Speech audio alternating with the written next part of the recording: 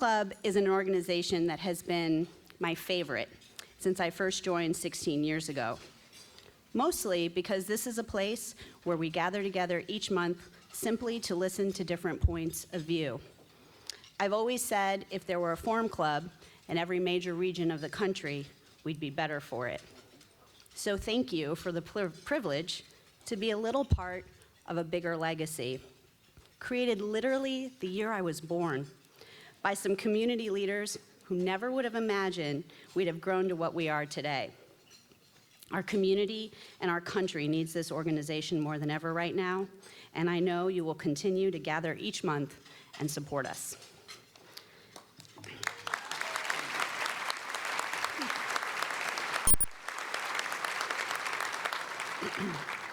The behind-the-scenes work is mostly done by our amazing executive director, Sarah Elwell, in the back, and the board of directors seated here at the dais, who I will introduce now, so please hold your applause. On my left, your right, Vice President Barbara Noble and President-elect Tony Perosi, as well as our featured guest, 2016 presidential candidate and Ohio Governor John Kasich. On the other side of the podium, our immediate past president, Special Ed Chase, board members Rick Gonzalez, Mayor Jerry Moyo, and of course, Dr. Ken Mahanes. Please give them a round of applause.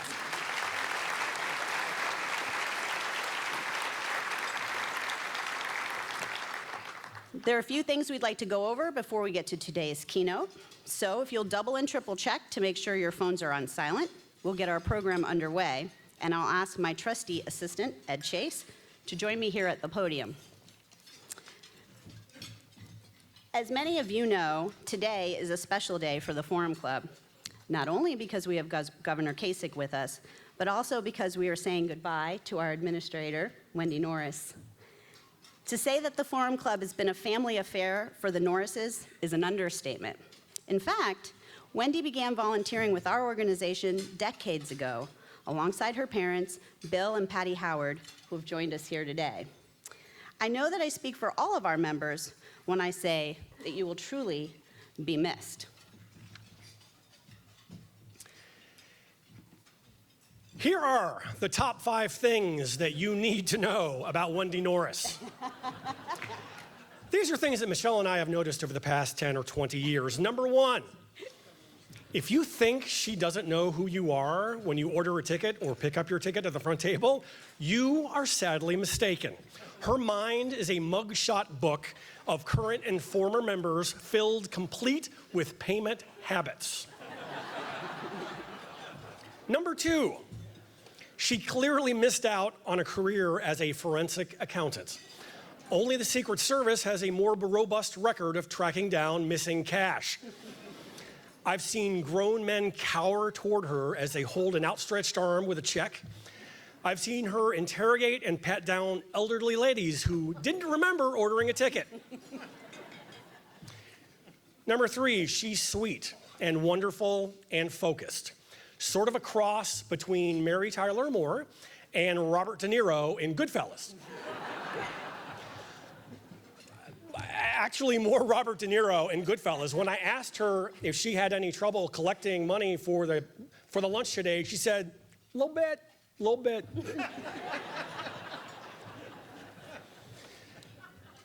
Number 4, she has a smile and an energy that is absolutely electric, and not just on Forum Club game days.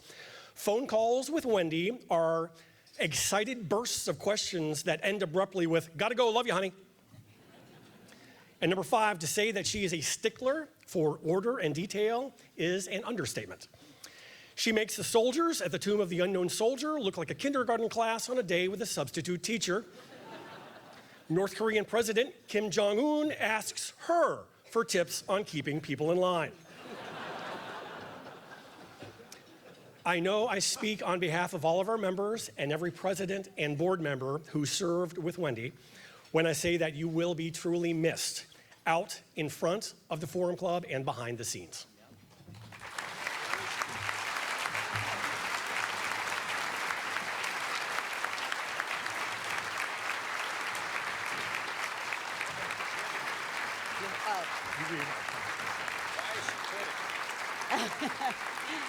I'll tell you in a minute. Wendy, we cannot thank you enough for your many years of dedicated service to our organization, and we're looking forward to watching your family's continued successes in years to come. As a small token of our thanks, we'd like to present this plaque and these flowers as a sign of your appreciation for all of your hard work. She's trying to get his money for his ticket.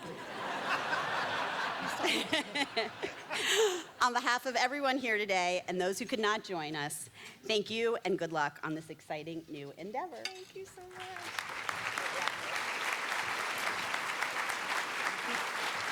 Thank you. Have to say something?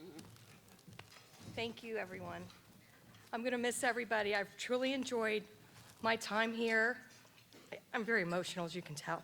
I want to thank Dave McIntosh because he's the one that got me started in all this back in '83 when I was working at the firm as a volunteer at Helen Wilkes. Gail and I down there together.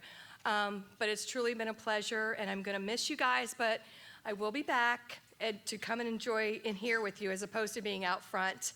And I'll be traveling with my daughter Taylor, who's a rising country music artist. So we have a lot of plans, and she's here today, and my whole family. So thank you so much.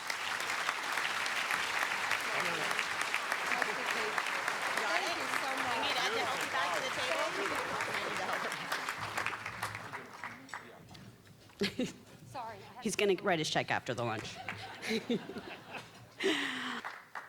It is now my distinct honor and pleasure to introduce today's speaker, Ohio Governor John Kasich.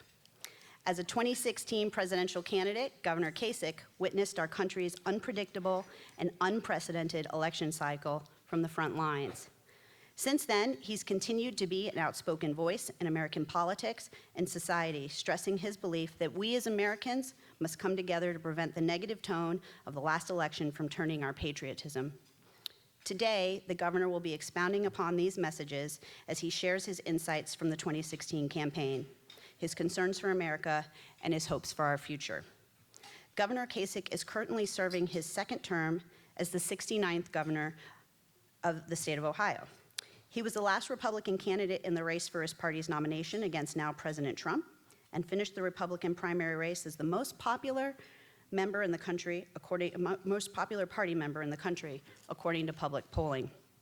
Governor Kasich served 9 terms as a member of the U.S. House of Representatives, representing Ohio's 12th district from 1983 to 2001. During this time, he is probably best known for his bipartisan leadership as chairman of the Budget Committee, which resulted in the successful passage of the Balanced Budget Act of 1997 under then President Bill Clinton.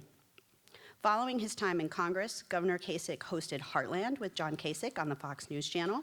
He also authored 3 New York Times bestsellers, Courage is Contagious, Stand for Something, The Battle for America's Soul, and Every Other Monday. I know many of you have already purchased your copies of his new book, Two Paths, America Divided or United, thanks to our partnership with the Palm Beach Bookstore. If you're not able to purchase your books before the event began, they're also available for purchase following today's presentation. So without further ado, ladies and gentlemen, our keynote speaker, Governor John Kasich. Thank you. Thanks. Thank you. Well, I've got some friends here from McKees Rocks, my hometown, and I noticed they didn't stand for me, even though they got free books. That's really pathetic, but that's typical of McKees Rocks. So I saw we have term limits for board members. Maybe we ought to have term limits for politicians. What do you think, huh? Yeah, good idea. Well, look, I want to talk a little bit about this book and my observations, but I'm really anxious to take questions. But I feel like it's a story I haven't told for a while that will give you a little bit of insight as to who I am and these 2 gentlemen from this little town outside of Pittsburgh, McKees Rocks. It's a town where if the wind blew the wrong way, people found themselves out of work. And my father carried mail on his back. His father was a coal miner, who could barely speak English. My mother's mother was also an immigrant. She could barely speak English. And my parents were smart people, but they were undereducated. I always like to say my mother was a talk show pioneer. And what do I mean by that is when I was a young boy, my mother would listen to the radio and the commentator on the radio, and then when he finished, she would yell at the radio, and I learned a lot. But I made a dramatic trip outside of Ohio, or I'm sorry, outside of Pennsylvania, over to Ohio State. I don't know how many of you have ever heard of Ohio State, but yeah, well, we keep hanging in there, okay? Sort of like football, all roads lead to Ohio State, just to get that right. Anyway, it's the way you win over a crowd. This is why I'm not president, okay? So, well, I got to Ohio State, and it's a small little school. It only has 48,000 students, and I was in a dormitory with 15 college roommates. I was there a few weeks, literally a few weeks, and there were some things I didn't like, and so I decided, as one of my uncles told me, always go to the top. So I asked for a meeting with the president of the university, and I was having a little bit of trouble getting in, but I just was persistent, and they finally let me in, and I went in to see the president, and he was impressive. He was very tall and had a deep voice, and he had a beautiful office, beautiful rugs, chairs, beautiful desk, and so he said, "What's on your mind?" So I lodged my complaints and my observations, and I looked at him. I said, "Sir, I've been in college now here at Ohio State for about 3 weeks, and I'm sort of undecided about what I want to do, but when I look at your office, the secretary who kept me out, the beautiful furniture and everything else, I'm thinking maybe this is the job for me. What exactly do you do?" And he told me about his academic responsibilities and his fundraising responsibilities. And he told me the next day that he was going to go to the White House and have a meeting with President Nixon. And I said, "Well, sir, there is a number of things that I would like to talk to him about also. Could I go with you?" And his true story. And he said, "No, you can't." And I said, "Well, if I write a letter, would you give it to the President of the United States?" And the man had never seen me before, and he said, "Well, I guess I could do that." So I went back to my dorm, and I wrote a letter to the President telling him how I thought he was doing. And I signed it sincerely, John Kasich, P.S. If you want to discuss this further, let me know. You know, I could come and see you. I've got extra time. So a few weeks later, I go down to my mailbox, and sure enough, there's a letter from the White House, the office of the President. And I open it up, I go upstairs, and I call home. And my mother answers the phone. And I said, "Mom, I'm going to need an airline ticket. The President of the United States would like to have a meeting with me in the Oval Office." And my mother is shouting, "Honey, pick up the phone. There's something really wrong with Johnny," you know? So they got me a ticket. They didn't know what to think about this. I think they never really thought this would happen. I flew down to Washington and got inside the White House gates, and I was sitting right outside the Oval Office, where it's, interestingly enough, I've sat now countless times. And I was on this little couch, and a guy walks up to me, and he says, "Young man, you're going to get 5 minutes alone with the President of the United States." I'm 18 years old. I'm a first quarter freshman. What do you think? Cool, huh? You think it's pretty cool? Let me tell you what I'm thinking. New jacket, new shirt, new tie, new pants. There ain't no way I'm coming out of that place for 5 lousy minutes. So they opened up the door, and I walked in, and there's the President of the United States, and we shook hands. And the good news is as a 18-year-old, I spent 20 minutes in the Oval Office with the President of the United States. The bad news is I spent 18 years in Congress, and if you add up all the time I spent in the Oval Office, I peaked out at the age of 18. Maybe should have moved to Florida, huh? A true story. So, you know, let me tell you, here I was, you know, with this incredible experience. It's a good story for young people because it means dream big for all of us. Dream big, keep asking, just keep doing what you want to do till somebody tells you it's impossible, and then don't believe that. And so I think it's a really cool story. And so I became a state senator. I became a congressman. I was 30 years of age. I had no relatives, no connections whatsoever in politics in my state, none, zero. In fact, my mother and father didn't even know I was doing it because the politicians in McKees Rocks, most of them were crooks, so it wasn't like a profession that people admired. And And then I left politics after having a successful time in Congress as the chairman of the committee to balance the budget the last time we walked on the moon. I was a military reformer, did a lot of great stuff, had a lot of great friends, and I quit. And I went to work. I worked on Wall Street for Lehman Brothers. I worked at Fox News. I served on the boards of companies. I taught at universities, 3 of them, in fact, on a part-time basis. And and now I'm the governor, and so I've had a lot of things that I've seen throughout my lifetime. This book, people want to know, why did you write this book? Most people think I've written this book for self-interest. He wants to run for president again, or he wants something. Okay, well, I didn't write this book because I want anything, to be honest with you. I wrote this book because I felt that with the fact that the good Lord has, for whatever reason, shone a light on me and allowed me to have all these experiences, that I'm in a position really to make some observations about our country, about what makes it strong and about what makes it weak and what we can do about it. And this is a little bit about politics. I mean, there's a story in here about what it's like to run for president, what it's like to have to raise money, what it's like to go places where no one knows you. For example, had I addressed this forum when I was a candidate for president, instead of having 750 people, we would have had 75 people. That's the way it would have been, because I was really unknown, completely unknown, all really across the country, which was really interesting to go through that experience. And I think you will find the journey I was on to be interesting. And along the journey, I began to realize what the people of this country want. And I believe what they want is they want to believe that somebody knows their name. I believe that people want to know that they matter, that they count, that when the water rises, there'll be somebody there to help them. They want to believe that they matter, that they're important, and that they can change the world. And all this other mumbo-jumbo about this tax plan and that health plan, it matters, but not as much as the heart and soul of the people that live inside of this country. It's really what's happening today is pretty amazing to me. I mean, we have families that can't even communicate with one another.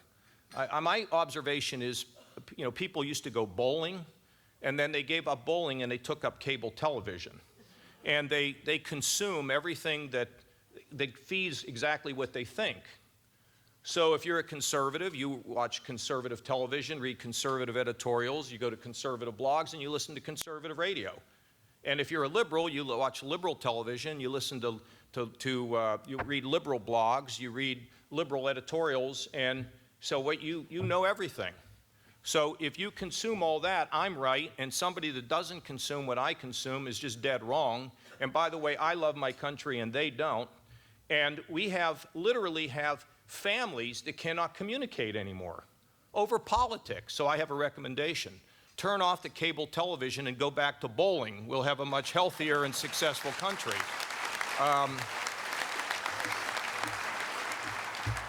The minister sort of gave my talk in a minute and a half. I thought what he had to say was really good. And I want to get to questions, because I am much more interested in hearing what's on your mind than my just blabbering on here.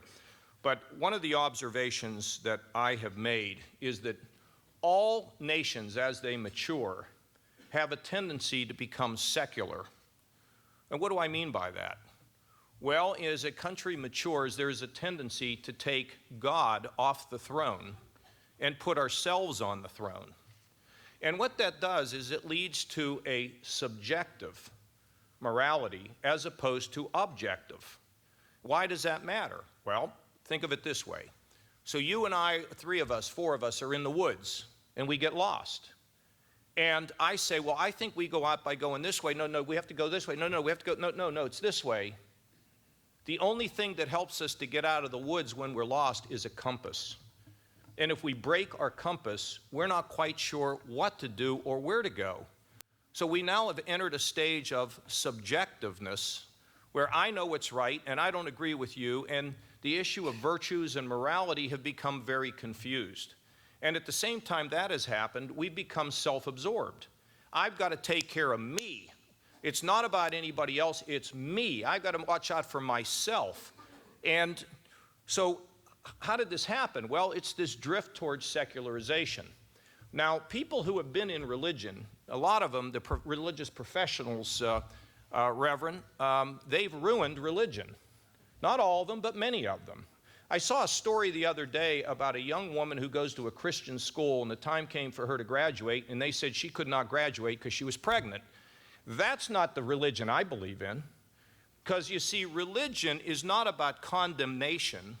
It is not about failure. It's not about judgment. To me, I don't really care who you're sleeping with. It doesn't matter to me.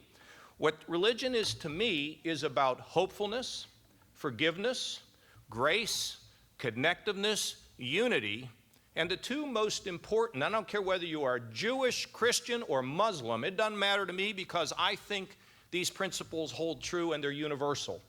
Number one is love God. You know what that does? That makes us humble. We realize there's something greater than us that at some point we may actually be held accountable to. And so much of what we get not because we're great, but we get it because we were blessed or we have grace. I have a friend here. We were just coming down the stairs, and I was talking about the things that have happened to me in my lifetime. There's no way I earned them. I mean, I worked hard and all that other stuff, but something kind of happened. And so I have to use a platform like that, in my opinion, to do good. And so there are two great commandments out there. What's that? First one is that love God. You know what the second one is? And he hit on it. Think about this. Love your neighbor as you love yourself. Let me give you a better way of saying it.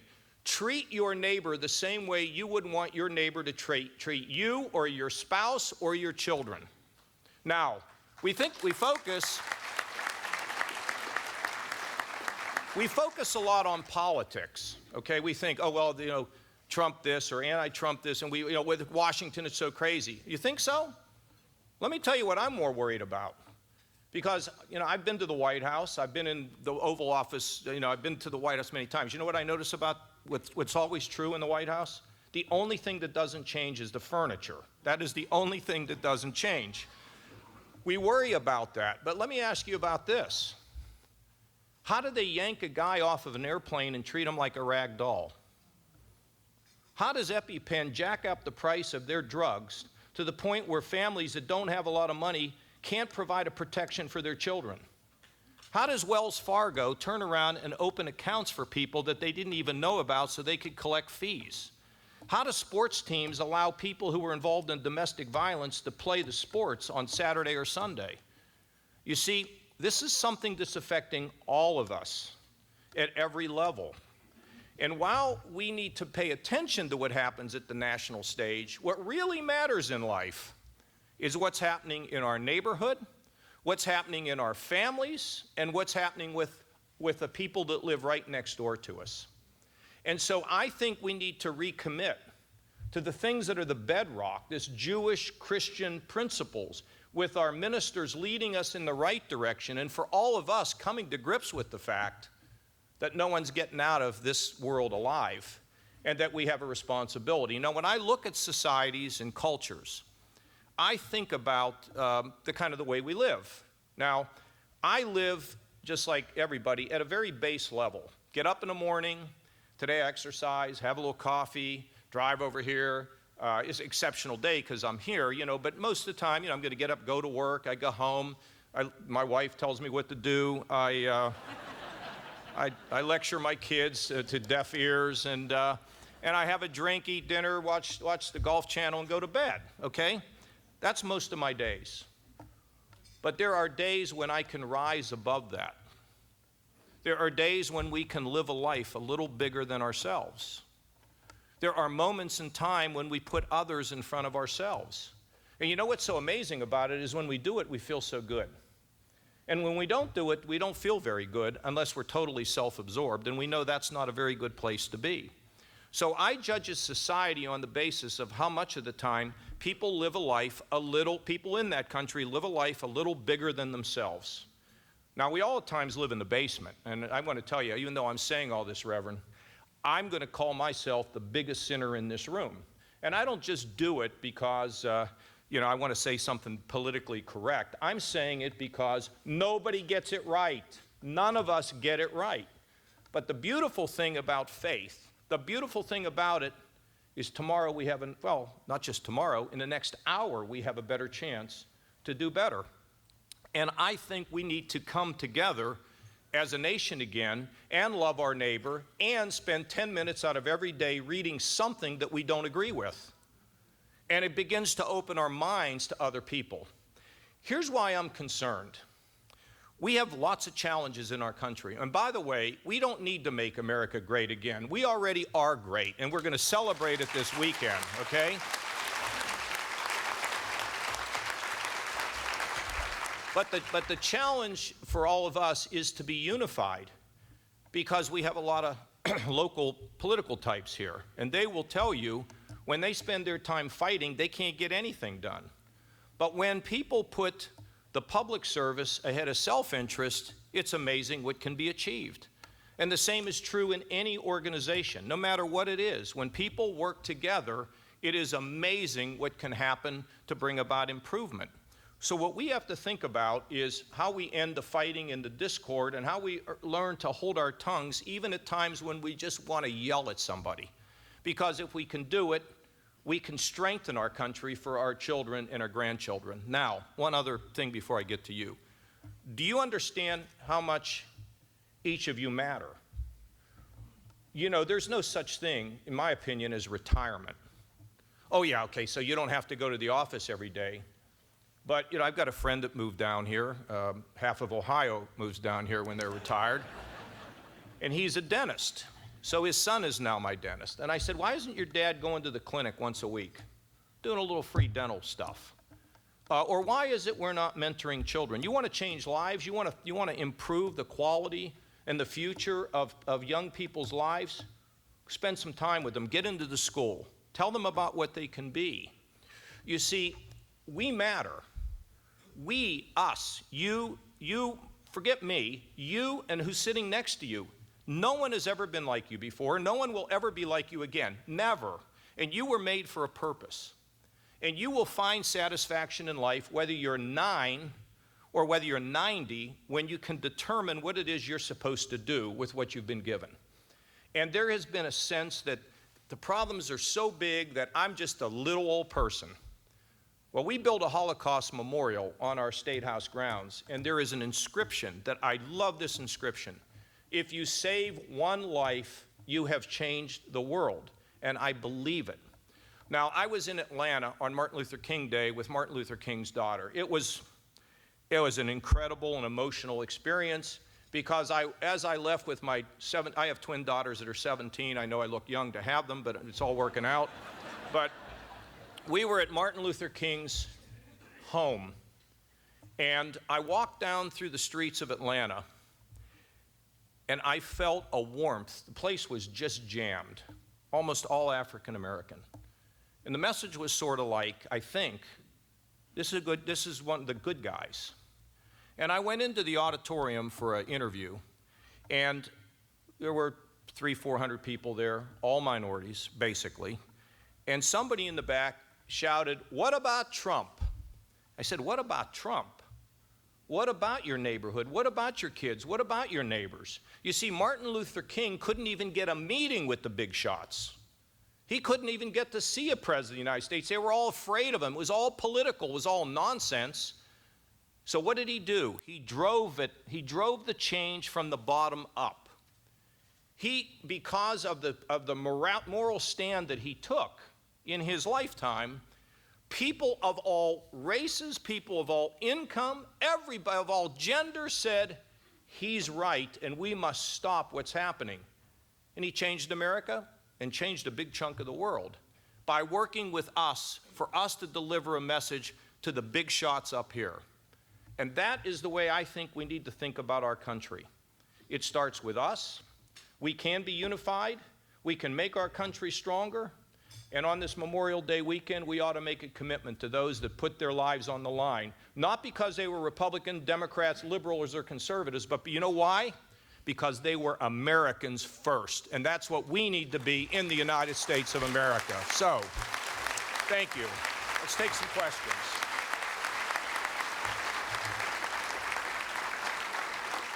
Well, let's recognize Taylor Norris. Here's this young woman. Stand up. Come on, stand up. Get up there so they can see you. Do they all know who you are? Okay. You know, I'm trying to elevate you, and you give that. I mean, that is just terrible. Oh, forget Taylor Norris, you know? Think about Taylor Swift. Okay. All right, here we go. Thank you, Governor. We're going to start with the student questions, and I think it's Florida Atlantic University that's first. No, Palm Beach Atlantic? There we go. Yes, PBA. Good afternoon. My name is Michaela Richardson. I'm a rising sophomore accounting major at PBA. Our question today is, you famously defied your fellow Republicans in Ohio by expanding Medicaid in your state under the Affordable Care Act. With Obamacare replacements now being considered in Congress, what healthcare policy reforms would you like to see? Would you accept any rollback of Medicaid? Yeah, that's it. Look, I can answer this in like a half an hour, but let me explain a couple things for you. First of all, I expanded Medicaid because, you know, first of all, Ronald Reagan expanded Medicaid 5 times. You remember him, Saint Ronald. Everybody has him characterized a certain way, but I actually work with the guy, okay? So here's what I was faced with. I have an opportunity to have a partnership with the federal government where I can cover 700,000 people who do not have coverage, 1/3 of whom are mentally ill or drug addicted. By the way, the other day I was driving in the car and with one of the troopers that works with me, and we pulled up to a stoplight, and there was a guy sitting partially in grass and partially in the dirt. And I looked at him, and I thought he was combing his hair with his hand, but the more I looked, he had a cigarette lighter, and it's how he was giving himself a haircut. And I looked at the trooper, and I said, "You see that guy? That's your brother. He's my brother, too." I'm not going to sit around and ignore the problems of people who live in the shadows. So I had an opportunity to help 1/3 of those 700,000 who have either mental illness or drug addiction, and 1/4 of whom have chronic illness. Now, in the United States of America, there is no excuse for people not being able to get primary care coverage or have the problems that they're dealing with fixed, okay? Now, that doesn't mean that we want to have some giveaway stuff. We want to have an effort to get people healthy. And by the way, they can't be if they're hungry and they're not healthy, how are they going to work? And by the way, for those on Medicaid, they're only on Medicaid on an average of 18 months because they make more money and they get off. Sometimes they come back on. If they're mentally ill or drug addicted, believe me, it's a cycle of in and out. But let me tell you one other thing people don't know. I was on The View the other day. It was really great. I sat between Whoopi Goldberg and Joy Behar. I was a co-host of the show. And there was me, okay? But I pointed out to them that those people who are able-bodied on welfare, you don't know this. Do you know they have to work 30 hours a week? Did you know that? If they don't work 30 hours a week, we take them off. We cut their benefits. If they're on food stamps, they have to work 20 hours a week. We've gone through this distortion that everybody on welfare has got some flat-screen TV with an Obama phone, and they're all living the high life. Go and try it for a while. And so what I'm saying to you, however, is with the health care, when people are sick, you have to take care of it. But for people who are on public assistance, it is not good enough to just give them what they need and check the box for the person that's giving it to them. It's not good enough. What we have to do is get to the root of their problem. Why are you poor? Why do you need the food stamps? Why are you on cash assistance? We need to work with them to give them what they need during a digital revolution where we can give them online opportunity to better themselves. So when we help, we also have to demand personal responsibility from the people who are there. And sometimes they don't understand it, but that doesn't mean they can't learn it. And so when it comes to the health care, we do need to reform this program because I don't want to get into all the details of it, but over on the exchange side, insurance companies are finding it doesn't work. What is my answer? Republicans and Democrats ought to work together to get this fixed so we can lower the costs and make sure that we have good quality. That's on insurance. But here's the other thing.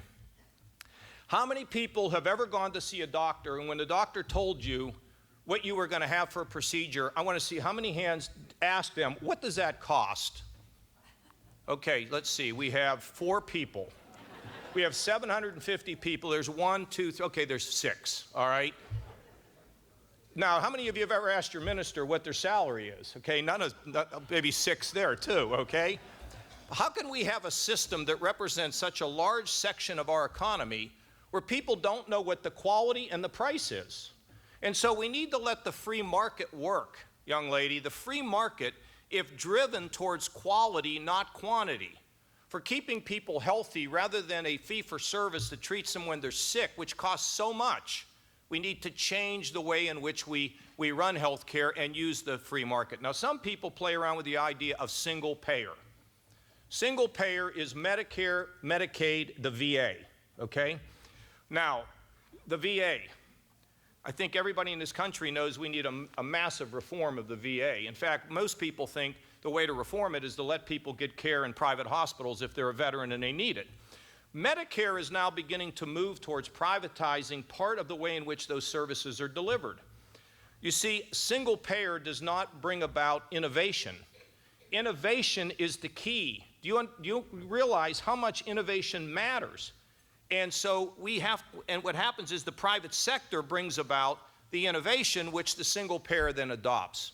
So always have to keep that in mind as you're a young student. So I hopefully give you a little ammunition to argue with your liberal professor. Anyway.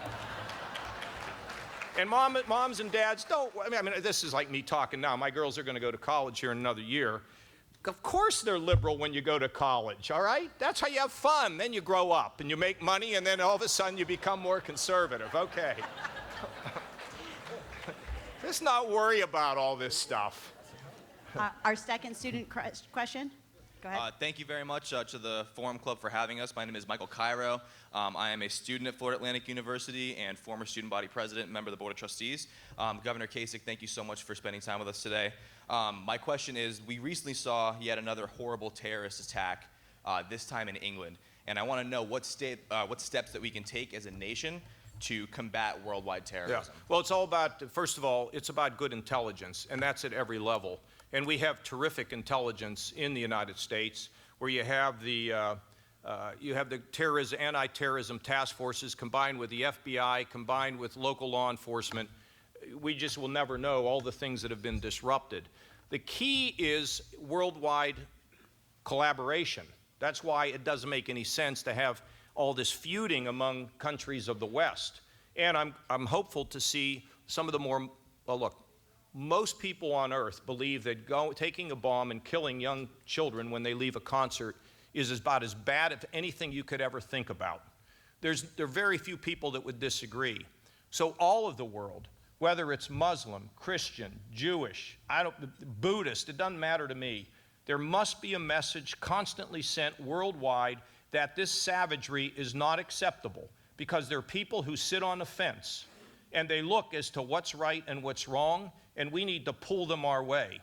And then the intelligence is out there to try to get us in a position of where we can intercept. Here's the interesting thing, or not the interesting thing, but the dastardly thing about this latest bombing. They never tried to penetrate the building. It was on the outside of the building that the bomb was exploded. So now you think about, well, what do you do to guard outside of a facility? And it presents big problems. However, with the kind of law enforcement intelligence that we can have worldwide shared seamlessly, we can continue to disrupt. At the same time, I'm one that says we should just go and destroy ISIS every time we can, and it ought to be a worldwide effort to do it and just wipe them out, okay?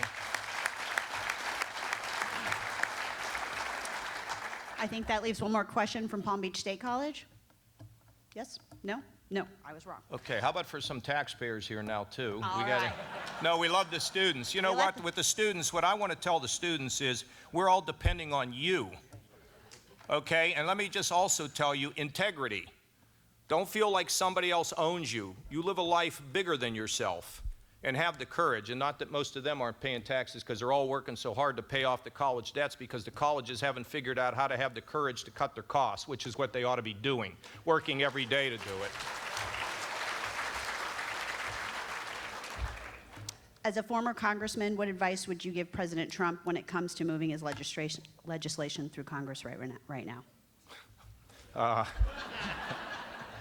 Well, look, I had a meeting with I didn't, as you all know, let's just talk about it. I did not endorse President Trump. I did not go to the Republican convention. And there were a lot of people that thought, well, he's just angry. Wait, hold on. I haven't even said it yet. Are these anti-Trump people? I didn't come here to do that. I have a view that we need to unite people to solve problems, not divide them, not have simple solutions to complicated problems. And when you're at that level, you have to be careful about the things you say and your behavior. Now, I took a lot of heat. I didn't really care, but I took a lot of criticism for not having been for him. I'm a happy guy. I wake up in the morning, sometimes I say, Lord, thank you for never letting me have that job, okay? I didn't do that because I was mad about something. It says I'm not going to support people who are putting people down or being negative or not bringing us together. Now that he's president, of course, I root for him as much as I can, just like I rooted for the pilot on the airplane that brought me to Florida. I want them to be successful, and I want a president to be successful. So, anyway, I don't think I answered the question.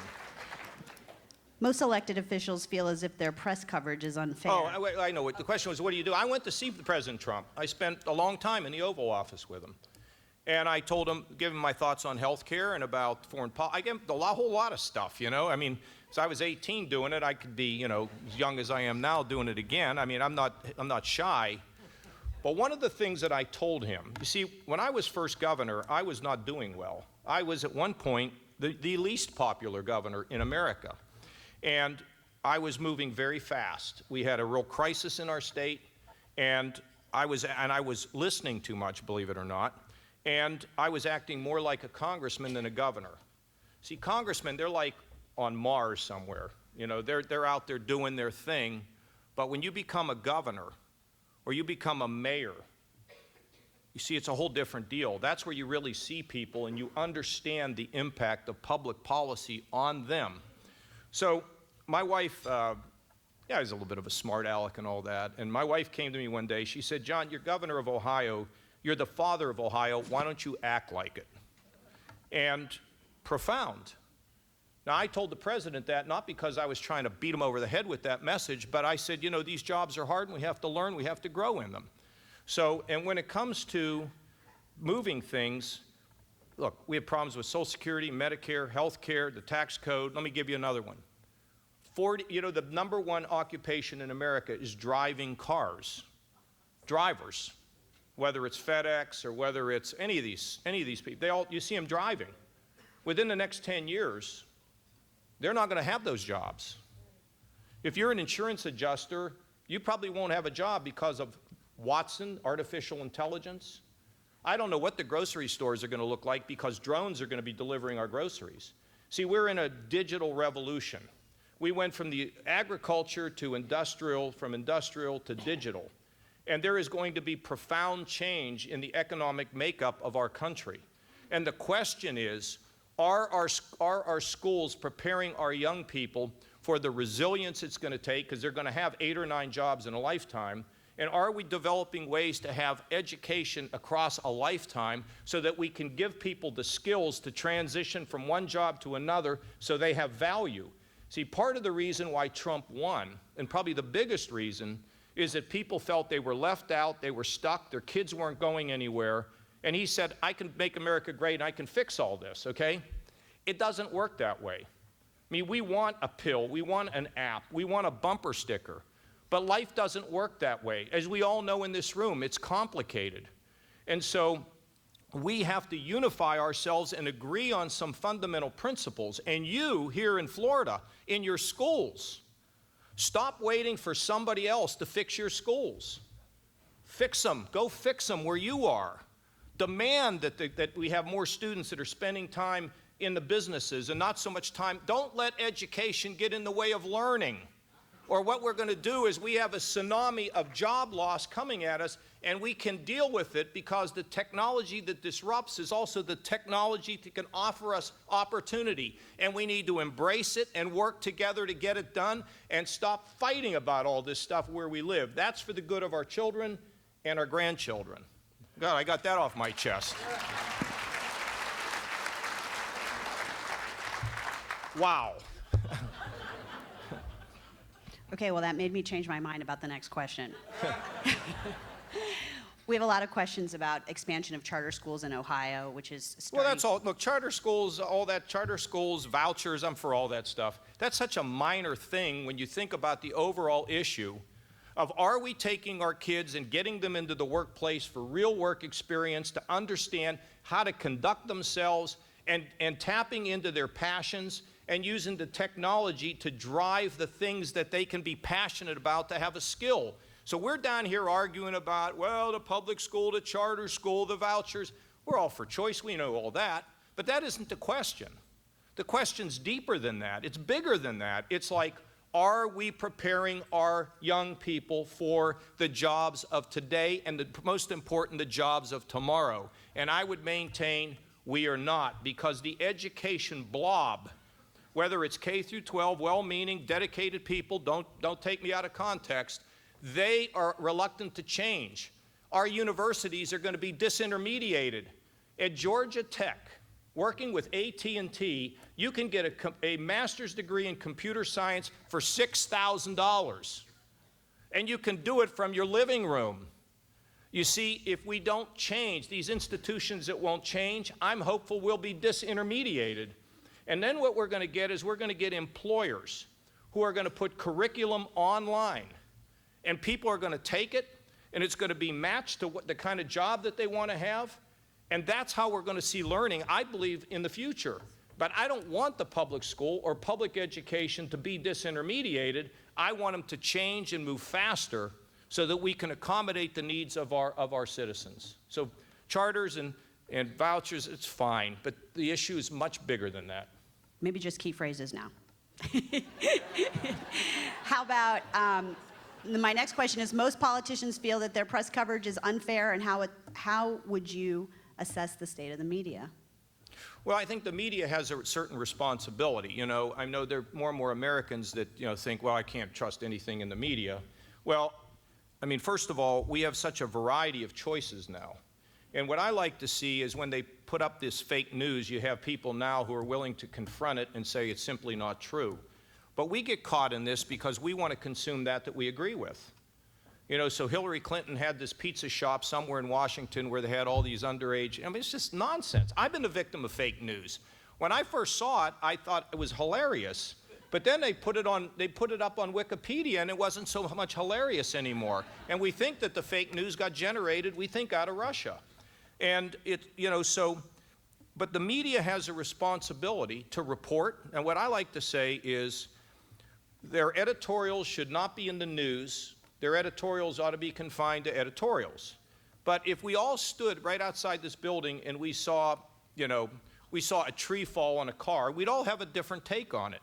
And because my take is different than you doesn't mean necessarily that I'm wrong or that I have a liberal take on it, but the media definitely has responsibility to check themselves and not to overhype. Now, when I ran for president, I don't know how many of you watched the Olympics, but when they have a swim meet, when they have one of the trials or whatever, they line up. The closer you are to the middle, the faster you are, because you had good times. I was like a Ugandan swimmer. I was so far out on the edge that no one could even see me. And the reason why I was out there, well, first of all, I didn't have the name ID, but the other reason was I didn't want to insult anybody.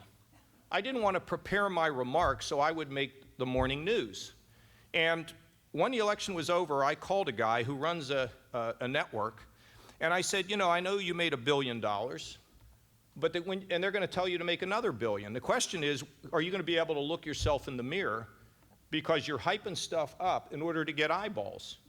And that's where we all live. We live in an eyeball world. We want, give me the news, give it to me in 3 seconds, and make sure it really gets me fired up. Well, that's the responsibility of the media, to live a life a little bigger than themselves. That's what I think about the media. Thank God they're around. Thank God we have the media. The first worst thing they do in a society that's not free is to crush the media. I support the media, yes. Question about, you helped balance the budget once. What do you think we need to be doing now to fix our deficit problem? Well, here's the problem. When debt, listen to these young people, when debt goes high, job opportunities go down, and when debt goes down, job opportunities go up. Debt matters. And the level of debt we have in this country is reaching, I mean, it's like 80% of our GDP, our gross domestic product. When that happens, in every society, you see slow economic growth, and we have pathetic economic growth in America today. So you don't balance the budget overnight, you balance it over time, and you create priorities. The other thing is, you don't have any friends. When you want to get into running a budget, whether it's for West Palm or whether it's for, where is it? Palm Beach Gardens. Palm Beach Gardens, okay? You can't be like playing favorites. You have to say, this is what we have to do, and then you go and do it. Let me just tell you one thing. I'm probably going to be out on the road again. If there is any single constitutional change we need, it is a federal constitutional requirement that the Congress of the United States has to balance the federal budget, okay? That's what we need.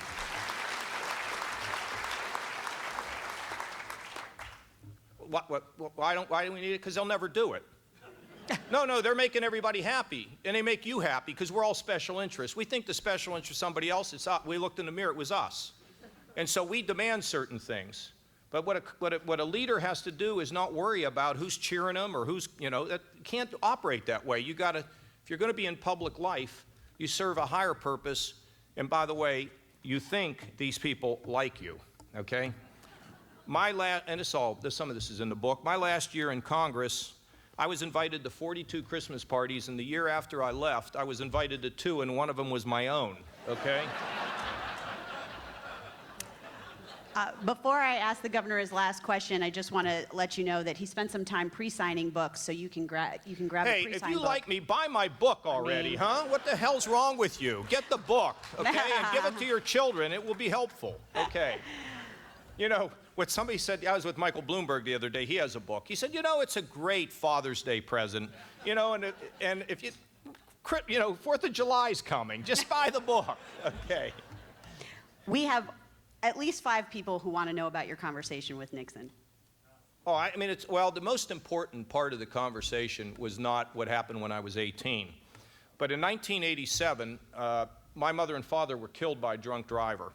So I run this guy, when I'm in Washington, I run this guy. He had an odd name, and I stuck. I said, did you work like in the White House? He said, I worked for Nixon. I said, really?